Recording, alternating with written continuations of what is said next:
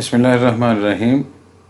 जो हमने series start की है ओनली द इम्पोर्टेंट के नाम से, जिसमें हम इम्पोर्टेंट पैराग्राफ्स जो हैं उनकी ट्रांसलेशन कर रहे हैं। आज फर्स्ट इम्पोर्टेंट पैराग्राफ है fourth story thank you ma'am book 1 का। ये बेटा स्टार्ट हो रहा है, she was a large women with a large purse, और नीचे है fell on his back on the sidewalk and his legs flew up.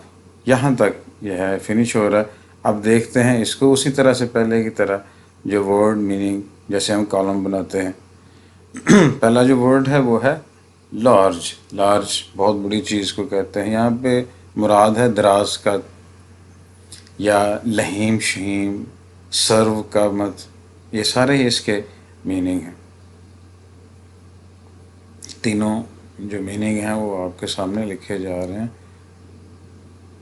दराज कद, लहीम शहीम और तीसरा सर्व का मत। नेक्स्ट वर्ड है बेटा हैमर। आम सा वर्ड हैमर का मतलब हथौड़ा। ठीक है, हथौड़े में जो इसकी आंखें हैं एक ही, वो आपने ज़रा ठीक से और केयरफुली बनानी है। नेक्स्ट वर्ड है नेल्स, कील। नाखून को भी कहते हैं बट हेयर इट मीन्स कील, जो ठोकने वाले होते हैं। Next is carried. कैरिड जो है ये सेकंड फॉर्म है कैरी की, उठाना। तो चूंकि ये सेकंड फॉर्म है यानी पास्ट इंडेफिनिट टेंस है, तो क्या होगा, उठाए हुए थी। बिल्कुल ठीक हो गया। नेक्स्ट वर्ड जो है वो है जी बेटा जी स्लंग। ये स्लिंग की सेकंड फॉर्म है और ये लटकाया हुआ था, उसी तरह से पास्ट इंडेफिनिट टेंस है। स्नैच, स्नैच कहते हैं छीनना। इसमें भी हे जो है उसकी आंखें ज़रा आपने ठीक से बनानी है। Next word is strap. Strap तनी या पट्टी या डोरी को कहते हैं। आगे देखें, आगे वर्ड है ठग। ठग कहते हैं झटका। झटके में आपने देखना है एक तो उसकी आंखें ठीक से बने, और फिर ये जो काफ है इसके और अलिफ के दरमियान में वो स्पेस नहीं रहनी चाहिए, इकट्ठा लिखा जाना चाहिए। अक्सर मैंने देखा है कि बच्चे जो हैं वो इसमें स्पेस बना देते हैं, वो अजीब सी उसकी सूरत बन जाती है, अजीब सी शेप बनती है। नेक्स्ट वर्ड देखें ज़रा, वो है बैलेंस। बैलेंस का मतलब होता है तोज़न। और फुल ब्लास्ट। फुल ब्लास्ट का मतलब पूरी रफ्तार। अब इसका जो है वो बेटा तर्जुमा करते हैं। फर्स्ट सेंटेंस जो आपके सामने देखें लिखा हुआ आया है वो है she was a large women with a large purse. अब इसका तर्जुमा किस तरह से करना है वो आप देखें कि वो एक बड़ी, ब्रैकेट में लिख लें आप, लहीम शहीम या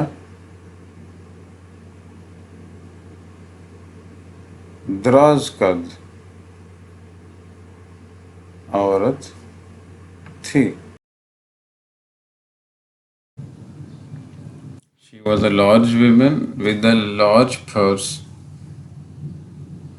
वो एक बड़ी सी औरत थी जिसके पास एक बड़ा सा बैग या पर्स था।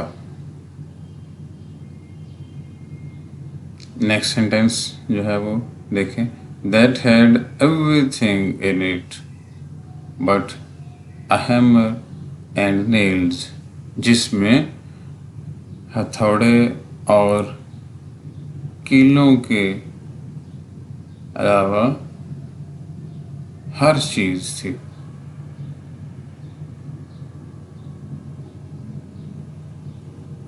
नेक्स्ट देखें स्क्रीन के नीचे, it had long strap and she carried it slung across her shoulder. उसकी पट्टी एक लंबी पट्टी थी और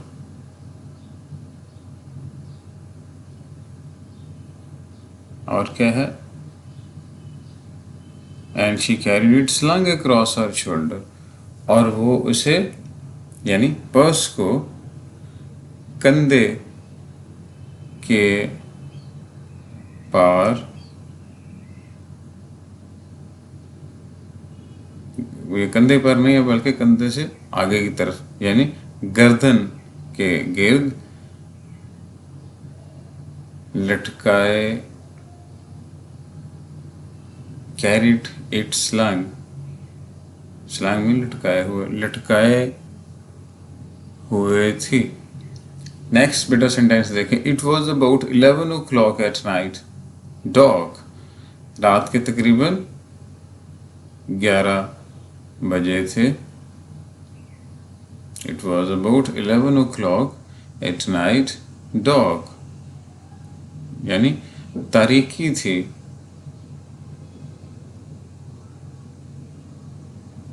तारीकी थी। नेक्स्ट देखें जरा, and she was walking alone, और वो अकेली जा रही थी। ये उर्दू की हैंडराइटिंग करते हुए बहुत ध्यान रखा करें, अक्सर बच्चों की इमला जो है वो वीक होती है और वर्ड्स जो हैं वो स्ट्रॉन्ग नहीं होते, इसीलिए आपके सामने ये उर्दू में लिख के आपको बताया जा रहा है, ठीक है। She was walking। अच्छा जी, नेक्स्ट जो है, when a boy ran up behind her and tried to snatch her purse, जब एक लड़का उसके पीछे से भागता हुआ आया और उसका पर्स छीनने की कोशिश की। अच्छा जी, नेक्स्ट है, the strap broke with the sudden single tug that the boy gave it from behind. देखें इसको किस तरह से हमने ट्रांसलेट करना है कि लास्ट जो है एक्शन उसकी ट्रांसलेशन पहले कर लेंगे कि पीछे से लड़के के अचानक दिए गए एक ही झटके से क्या हुआ, पर्स की पट्टी टूट गई। सही। Next, but the boy's weight and the weight of the purse combined caused him to lose his balance। लड़के के वजन और पर्स के वजन ने इकट्ठा मिलकर, ये थोड़ा अलग कर लीजिएगा, इकट्ठा और मिल जो है ये साथ में मिल गया। थोड़ा बड़ा बड़ा लिखेंगे आप जब अपने पेपर में, ठीक है। और थोड़ा इससे थोड़ा खुला खुला, अभी तो आपको समझाने के लिए ये इस तरह से लिखा जा रहा है ताकि थोड़ी स्पेस में आपको ज़्यादा समझ लग जाए, फैला फैला ना आपको लगे। इकट्ठा मिलकर लड़के का वज़न बिगाड़ दिया, लड़के का तौज़न बिगाड़ दिया, सॉरी। नेक्स्ट बेटा देखें, instead of taking full blast, बजाय इसके कि लड़का पूरी रफ्तार से पर्स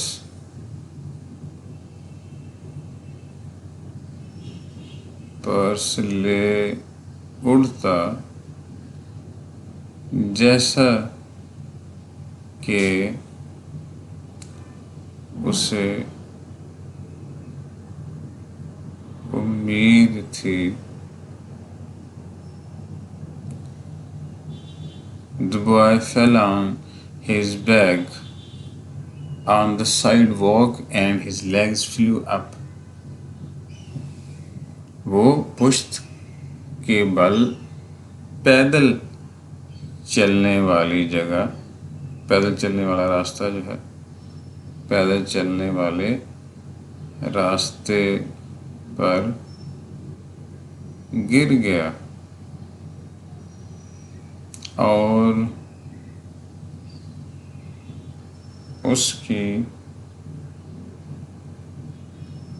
और उसकी टांगें ऊपर को उठ गईं।